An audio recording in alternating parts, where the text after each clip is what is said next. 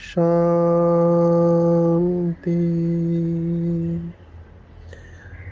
आज 6 जनवरी 2024 भारत में शनिवार है। Today is 6th January 2024 and it's Saturday in Bharat. आज की मुरली का जादुई रहस्य स्वयं को प्रेरणा देने के लिए magical secrets of today's Murli for motivating the self। आज की साकार मुरली बहुत सारे पॉइंट्स बाबा ने आज सुनाए हैं। एक सबसे अच्छा तरीका गहराई में जाने का कि जितना हमारा मनन गहरा होगा हम एक शब्द की गहराई में जाने लगते हैं। कुछ कीवर्ड्स हम शब्द इस्तेमाल करते हैं। कीवर्ड्स माना मुख्य शब्द जिससे कि खजानों का पिटारा खुल जाए। ऐसा कीवर्ड शास्त्रवादी उस शब्द को कॉइन करते हैं, माना उसकी रचना करते हैं और उसका विस्तार बताते हैं। बाबा के अपने कीवर्ड्स हैं, शास्त्रों के कीवर्ड्स हैं।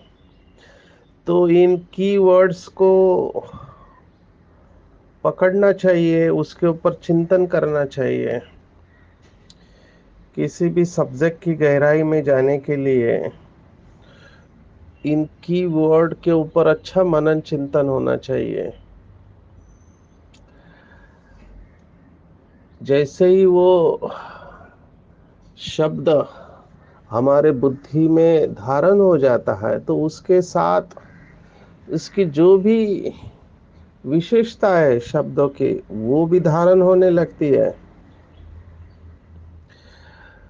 साइकोलॉजी में इसको मैजिकल वर्ड्स कहा गया है। शब्दों में जादू होती है। इसके ऊपर काफी प्रयोग हुए हैं। हर एक शब्द के साथ में एनर्जी जुड़ी हुई रहती है। एनर्जी ये साइंस का शब्द है। हर एक शब्द में ऊर्जा होती है, अक्षरों में ऊर्जा होती है। इसी के ऊपर पूरा मंत्र शास्त्र है। तो शब्दों की ऊर्जा को महसूस करना चाहिए। जितने ज्यादा शब्द हमारे शब्दकोश में होंगे, हमारे मन की डिक्शनरी में होंगे, जिसमें स्पष्टता होगी, उतना हम अपने आप को अच्छी तरह से व्यक्त कर पाएंगे। जैसे आदरणीय जगदीश भाई, अभी उन्होंने कितनी किताबें लिखी बाबा के वरदान से। तो वो कहते थे कि मैं तो हाथ में पेन लेके बैठ जाता था और मेरा हाथ अपने आप चालू हो जाता था। इसको भी पैरासाइकोलॉजी में परा मनोविज्ञान कहते हैं, ऑटोमेटिक राइटिंग कहा गया है। जैसे कि वो नदी का पानी डैम से छोड़ते हैं तो वो बहता रहता है, वैसे ये फ्लो चालू हो जाता है। इसलिए फ्लो शब्द को भी स्पिरिचुअलिटी में यूज करते हैं। फ्लो कि हम उस फ्लो में है। सभी कलाएं फ्लो में होती है। डांसर डांस के फ्लो में होता है, गाने गाने वाला गाना गाने वाले की फ्लो में रहता है। तो ये फ्लो के ऊपर सब चल रहा है। तो शब्दों को समझना चाहिए और इन शब्दों को लिख के उसके ऊपर अपना मनन चिंतन लिखना चाहिए। जिनको लिखने की आदत है, कई बाबा के बच्चों को ये आदत होती है, नोटबुक पेन लेके बैठ जाते हैं। ये बहुत अच्छी आदत है, ब्रह्मा बाबा को भी ये आदत थी। तो आज की मुरली में ऐसे कौन से शब्द आए हैं? तो सबसे पहला शब्द, वैसे तो भगवत गीता के काफी शब्द आए हैं, तो अनासक्त, ये भगवत गीता का शब्द है। छठे अध्याय का पहला श्लोक ही है अनासक्त के ऊपर। छठे अध्याय 6 चैप्टर आत्म संयम योग। तो उसकी शुरुआत ही ऐसे है, अनाश्रितम कर्म फलम कार्य कर्म करोति य न सन्यासी च योगी च न निरग्निर्न न चाक्रिय। तो अनासक्त, पूरी भगवत गीता हमें अनासक्त बनाती है। अभी इस शब्द को अगर आप खोलो, मैं एक एग्जाम्पल दे रहा हूं, अनासक्ति, तो इसमें शक्ति है। अभी शक्ति का मतलब क्या है? शक्ति मतलब जोर जबरदस्ती को शक्ति कहते, जोर जबरदस्ती को शक्ति कहते हैं। कहते हैं ये सख्त व्यक्ति है, टफ है, और उसमें जब अ लग जाता है तो आसक्ति, आसक्ति माना अंदर से आने वाली शक्ति। देखो कितनी सुंदर है शब्दों की सुंदरता। जैसे आप गहराई में जाओगे आपको बहुत सारी बातें पता चलती जाएगी। आसक्ति माना अंदर से आने वाली शक्ति, जिसको बाबा कहता है संस्कारों का फोर्स। तो ये फोर्स जो है, आसक्ति माना बहुत जोर से आता है और हमसे गलतियां हो जाती है। बाबा के महावाक्य आसक्ति के साथ एक दूसरा शब्द है जिस पे कंफ्यूजन होता है, लेकिन शास्त्रवादियों ने इन दोनों शब्दों को अलग कर दिया है।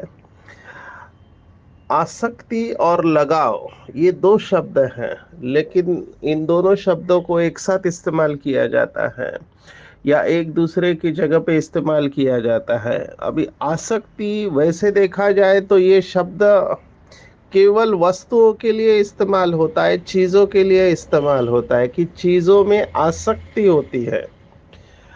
और जब देहदारी होते हैं तो उसके लिए शब्द आसक्ति नहीं है। ऐसे नहीं कहते कि देहदारियों में आसक्ति है, देहदारियों में लगाव होता है।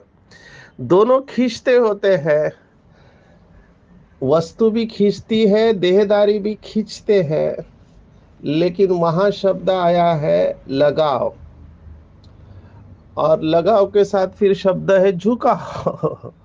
देहदारियों में लगाव होता है तो फिर वहां झुकाव हो जाता है, और फिर वहां अटैच हो जाते हैं। तो देखो ये तीनों शब्द है, लगाव, झुकाव और अटैचमेंट, जिसको हिंदी में कहते हैं मोह। तो लगाव, झुकाव और फिर मोह हो जाता है। तो ये डिग्री है। जब आप ये डिग्री को समझने लगते हैं तब आपको पता चलता है कि अभी आप वहाँ उस देहदारी से प्रभावित हो रहे हैं, फिर आप उससे बात करने का दिल कर रहा है, फिर आप उसके साथ में रहने का दिल करता है, फिर वही चाहिए, फिर वो आपके दिलो दिमाग पे छा जाता है। तो ये डिग्री और परसेंटेज बढ़ने लगती है। ऐसे ही आसक्ति शब्द को समझेंगे। हमने कहा शक्ति माना जबरदस्ती, अंदर से आने वाली शक्ति आसक्ति कहते हैं। और बाबा के महावाक्य है, बाबा ने कहा अगर किसी भी चीज में आसक्ति होगी तो माया भी आ सकती है। ये हिंदी भाषा की सुंदरता है, बाबा की सुंदरता है कि आसक्ति को बाबा ने ऐसे इस्तेमाल किया। आसक्ति है तो माया भी आ सकती है। तो वहां पे शक्ति है को बाबा ने शक्ति कह दिया। अभी इससे विपरीत क्या है, उसको अ लगा दिया तो अनासक्त हो गया। आसक्त के अपोजिट है अनासक्त। तो आसक्ति माना मुझे खींच रहा है कोई, तो उसको आसक्ति कहा। जैसे आज उदाहरण दिया भोजन का, तो कई लोगों को भोजन में आसक्ति होती है। भोजन में आसक्ति माना खाने की चीजें चाहिए। आज बाबा ने और एक मनोविज्ञान का सिद्धांत बताया है कि जिसके पास धन नहीं होगा, बाबा ने बहुत अच्छा कहा, जिसके पास धन नहीं होगा तो उसको ऐसे लगेगा घड़ी घड़ी भूख लगती रहेगी। तो ये अंदर का खालीपन है। तो जो जितना अंदर से खाली होगा, मुझे वाक्य बहुत इंपॉर्टेंट लगा क्योंकि डिप्रेशन के साथ जुड़ा हुआ है। अभी डिप्रेशन में मूड ऑफ रहता है, मना उदास रहता है, अकेला अकेला लगता है, खुशी नहीं रहती है। तो फिर क्या करें? तो खाने के साथ खुशी जुड़ी हुई है, तो खाते रहेंगे। माना जो आत्मा जितना अंदर से खाली रहेगी, वो भोजन से अपने अंदर का खालीपन दूर करेगी। तो चेक करना चाहिए, कहीं मैं भोजन में सुख तो नहीं ढूंढ रही हूँ, भोजन में खुशी तो नहीं ढूंढ रही हूँ। क्योंकि खुशी का और भोजन का गहरा कनेक्शन है। इसके ऊपर रिसर्च भी हुआ है। एक रिसर्च हुआ है, mood decides your food and food decides your mood. Food से मूड बनता है और मूड से फूड, वैसे खाते हैं लोग। अभी मैं इसके विस्तार में नहीं जा रहा हूं, मैं सिर्फ चिंतन के बारे में सुना रहा हूं कि आसक्ति ये शब्द कहाँ कितना आप चिंतन कर सकते हैं। अनासक्त माना आपको पुरानी दुनिया की कोई भी चीज खींच नहीं रही है। और ये सन्यासी का लक्षण है, योगियों का लक्षण है कि मुझे पुरानी दुनिया, पुराने संसार की कोई भी चीज खींच नहीं रही है। और फिर जैसे आप अनासक्त बनते हो, आप कर्मातीत बनते हो। तो ये कनेक्शन है। ऐसे ही सुकर्म, विकर्म और अकर्म, अभी ये तो बहुत बड़ा सब्जेक्ट है। बाबा के बच्चे जो रोज मुरली सुनते हैं, वो तो इस सब्जेक्ट को अच्छी तरह से समझ गए हैं। लेकिन फिर भी सूक्ष्मता को हम देखेंगे, क्योंकि जो रोज मुरली सुनते हैं, मुरली रहस्य सुनते हैं, जो कर्मों की गति को जानते हैं, वो इस श्लोक को भी जानते हैं। चौथे अध्याय में हम इसके काफी गहराई में गए हुए हैं। कर्मणो अपि बोद्धव्यम, बोद्धव्यम च विकर्मणः, अकर्मणश्च बोद्धव्यम, गहना कर्मणो गति है। ये 4th चैप्टर 17th वर्स है। कर्म, अकर्म, विकर्म। तो यहाँ पर बाबा ने सुकर्म करो और विकर्म न हो, इसका ध्यान रखने को कहा। कल की मुरली का जो चिंतन था उसके ऊपर ही फिर से सुनाएंगे। कई भाई बहने अनजानेपन में विकर्म करते हैं और उनको पता ही नहीं चलता है, और फिर कहते हैं कि हमने आज कोई पाप तो किया नहीं, फिर योग क्यों नहीं लग रहा है, खाली खाली क्यों लग रहा है। बाबा ने इसका जवाब दिया एक मुरली में कि कैसे कर्मों की गति गुह्य है। क्यों हमको व्यर्थ की बातें, फालतू की बातें सुननी नहीं चाहिए, झरमुई झगमुई की बातें। तो बाबा ने कहा, किसी ने अपने आपके पास आके किसी की बुराई की, अभी आपने कुछ नहीं किया, लेकिन उसने बुराई की क्योंकि उसको सहन नहीं हो रहा है, उसको ईर्ष्या है कि आत्मा आगे जा रही है। तो किसी की बदनामी करने के लिए कई लोग ऐसी बातें करते हैं। और आपने कुछ किया नहीं, से आपने सिर्फ इतना ही कहा, अच्छा हाँ, आपने उसके हाँ में हाँ मिलाई, तो भी आपके ऊपर पाप का बोझा चढ़ गया। ये सूक्ष्म विकर्म है और ये आपको उड़ने का अनुभव करने नहीं देगा। क्यों नहीं देगा? क्योंकि उसने आपको कचरा दिया। कचरा बुद्धि में गया, बुद्धि के ऊपर मैल चढ़ गया, और मैल चढ़ी हुई बुद्धि श्रेष्ठ अनुभव कर नहीं सकती है। आपकी वृत्ति खराब हो गई। इसलिए पुराने भाई बहने जानते हैं कि मम्मा कचहरी लगाती थी, सबको पूछती थी, आज किसी का अवगुण देखा? क्योंकि देखा माना वो अंदर गया, अंदर जाने के बाद वो बुद्धि में समा जाएगा। उसके बाद दूसरा दाग को पक्का किया कि उसके ऊपर चिंतन किया, तीसरा उसका वर्णन किया, दूसरों को सुनाया, तो दाग के ऊपर दाग, दाग के ऊपर दाग। आप सोचो इन आत्माओं ने कितनी कड़ी साधना की होगी कि अवगुण भी अंदर नहीं जाना चाहिए। अभी बाबा को प्रश्न पूछा, बाबा अगर किसी के अंदर अवगुण है, अभी हमारी आंखें खुली है, दिखाई तो देगा ना, आंख बंद करके तो हम काम नहीं कर रहे हैं। तो बाबा ने कहा, आपने अवगुण को देखा या आपके बुद्धि ने जजमेंट दिया कि ये राइट है ये रॉन्ग है, लेकिन उसको उस रूप में अंदर मत समाओ। बाबा वहीं पर उसको ट्रांसफॉर्म चेंज करने को कह रहा है। क्योंकि अगर किसी के प्रति आपकी भावना दूषित है किसी भी कारण की वजह से, तो आपका योग नहीं लग सकता। ये योग में बहुत बड़ा विघ्न है, क्योंकि परसेंटेज में बुद्धि मैली होगी और मैले चित्त में पवित्रता के सागर बाप की याद रह नहीं सकती है।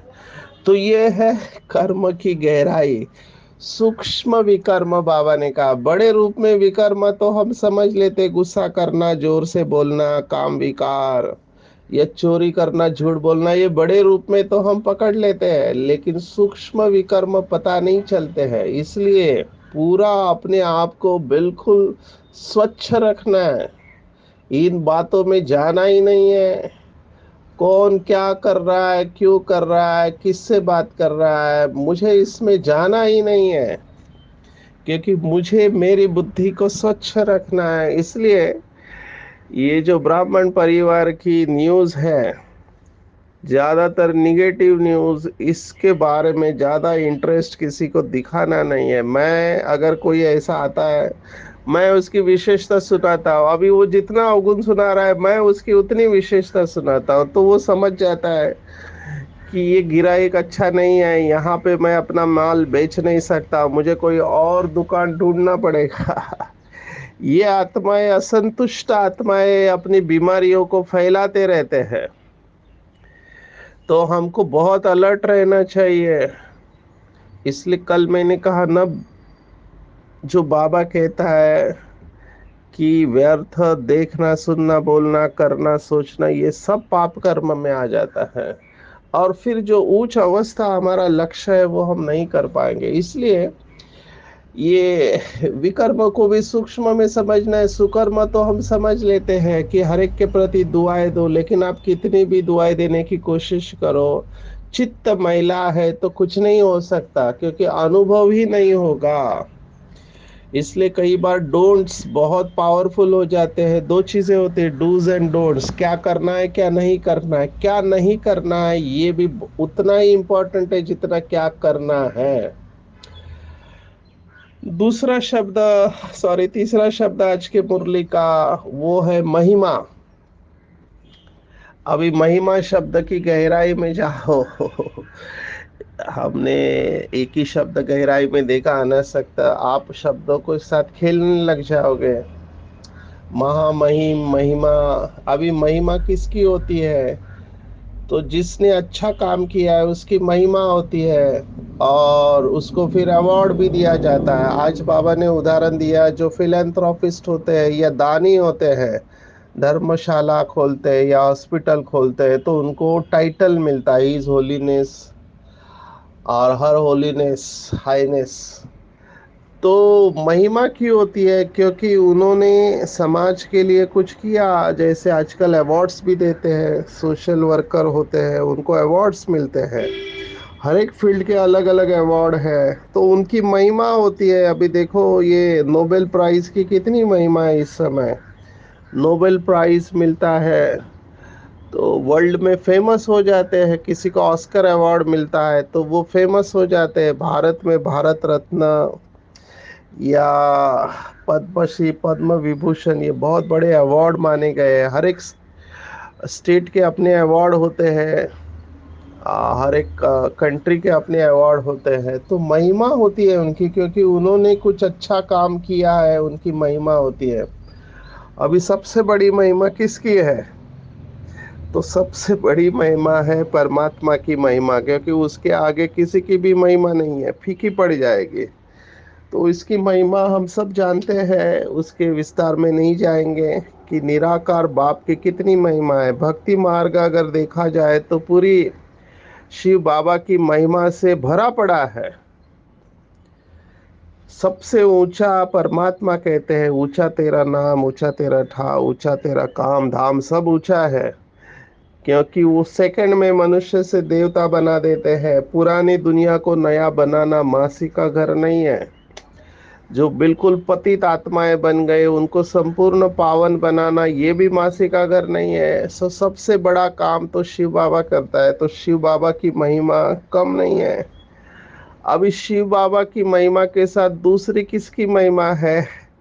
तो वो है हम बच्चों की महिमा, तो उसमें भी स्वयं की महिमा। अभी क्यों ये इम्पोर्टेंट है? क्योंकि अभी देखो, ये भी कहने का तरीका है। हम बाबा के बच्चे बहुत अच्छी तरह से ये सुनाते हैं, नशा चढ़ाते हैं कि लोग भगवान को याद करते हैं, है ना, भगवान की महिमा करते हैं। लेकिन भगवान किसकी महिमा करता है? तो भगवान हम बच्चों की महिमा करता है। तो जिसकी महिमा स्वयं भगवान कर रहा है तो वो कितने महान आत्माएं होंगे। स्वयं भगवान कह रहा है कि मैं भी बच्चों के बिगैर कुछ नहीं कर सकता हूँ। तो अपने आप को नशे में चले लेकर जाना चाहिए कि मैं भगवान का राइट हैंड हूँ। हजार भुजा वाला भगवान हमेशा मेरे साथ में है। भगवान मेरे बगैर रह नहीं सकता है। तो हमारी महिमा भी कम नहीं है, तो अपनी महिमा में लेके जाना है। अब ये दोनों महिमा को जोड़ना है, निराकार की महिमा और स्वयं की महिमा। कैसे जोड़ना है? तो फिर से मुरलियों की महावाक्य, एक मुरली में बाबा ने कहा था, जो बाप की महिमा है वो बच्चों का समान है। जो बाप की महिमा है वो बच्चों का समान है। तो जितनी भी बाबा की महिमा है वो सब हमारी भी महिमा है। इसलिए भक्ति मार्ग में आप देखो, शिव के साथ शालिग्राम की पूजा होती है। बाबा ने तो आज मुरली में वो बात कह दी जो अव्यक्त मुरली में बाबा ने कही है कि शिव बाबा की तो सिंगल पूजा होती है लेकिन हमारी डबल पूजा होती है। तो हम डबल पूजा के अधिकारी है। शिव बाबा की केवल शिवलिंग के रूप में पूजा होती है, हमारी शालिग्राम के रूप में भी पूजा होती है और देवताओं के रूप में भी होती है। तो इसके साथ ही तीसरी महिमा आती है देवताओं की महिमा। और जिसकी जितनी महिमा आप करेंगे उतना वो बुद्धि में फिट बैठते जाएगी। अगर हम देवताओं की महिमा करेंगे तो हम इनडायरेक्टली अपनी महिमा कर रहे हैं, क्योंकि हम ही वो देवताएं हैं। अब ये तीनों महिमा के अंदर पूरा मनोविज्ञान छिपा हुआ है। क्योंकि जो जो चिंतन आप करते हो वैसे आप बनने लगते हो। हमारा बाबा का गीत भी है, जैसा सोचोगे तुम वैसा बन जाओगे। तो जितनी जितनी हम शिव बाबा की महिमा करेंगे, देवताओं की महिमा करेंगे, स्वयं की महिमा करेंगे, आप महिमा लायक बनने लगोगे। स्वीकार करना चाहिए कि मैं वही महान आत्मा हूँ। अब ये डिप्रेशन का एंटीडोट है, महान आत्मा। जो भी डिप्रेशन में जाते हैं वो इस अपनी महानता में स्थित हो जाए तो डिप्रेशन भाग जाएगा।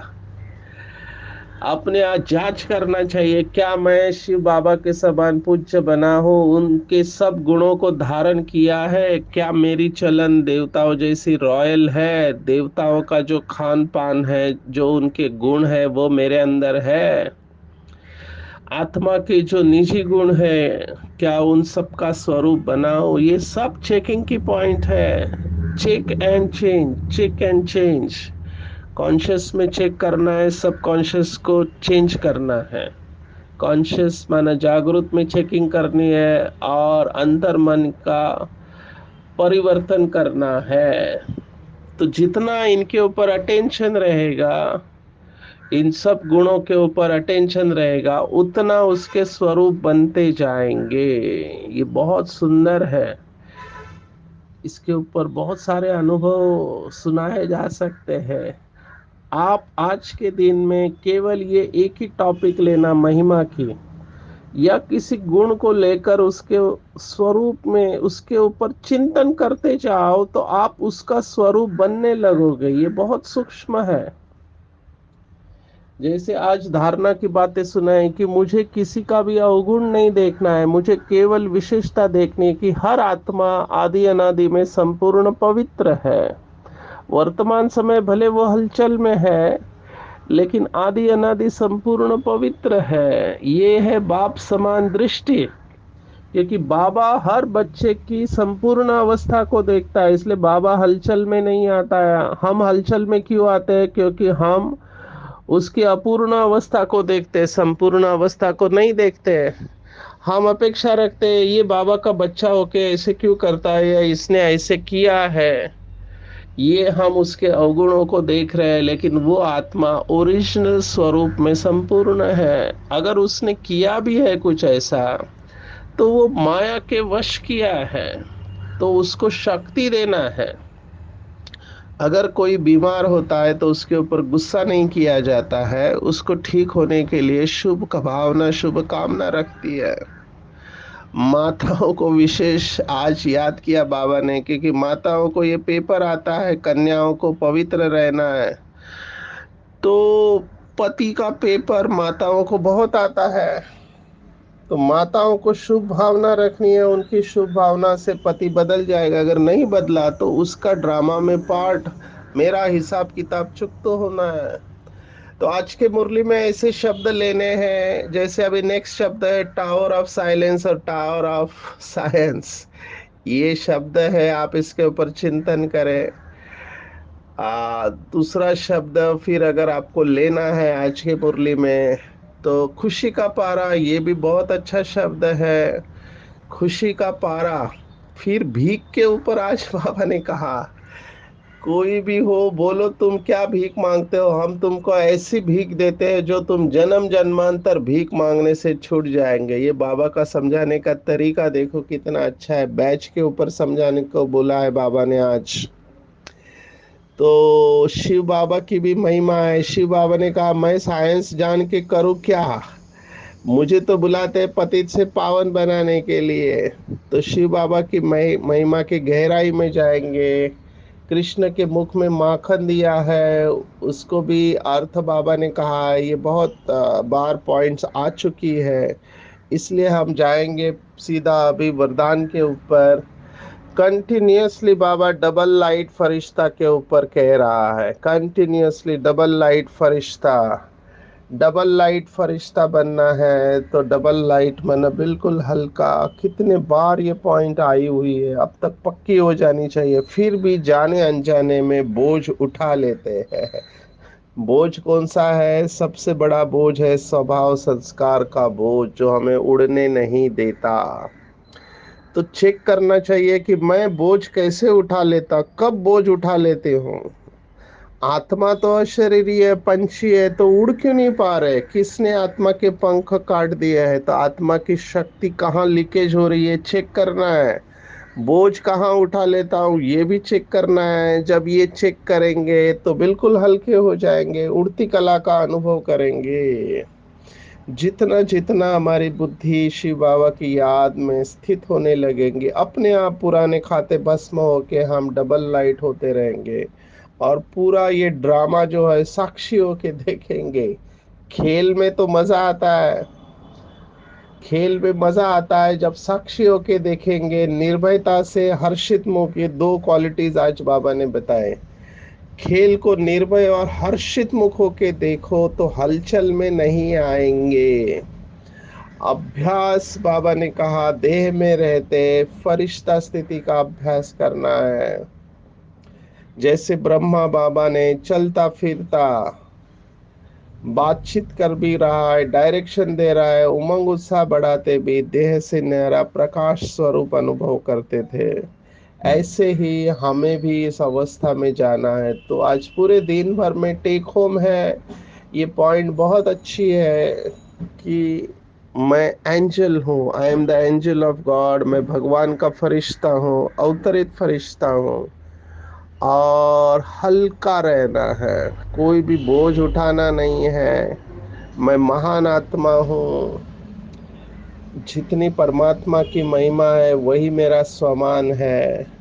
और मनुष्य से ब्राह्मण, ब्राह्मण से फरिश्ता, और फरिश्ता से देवता बनने वाली, ब्राह्मण सो फरिश्ता, फरिश्ता सो देवता बनने वाली, ब्राह्मण कुल भूषण हूँ।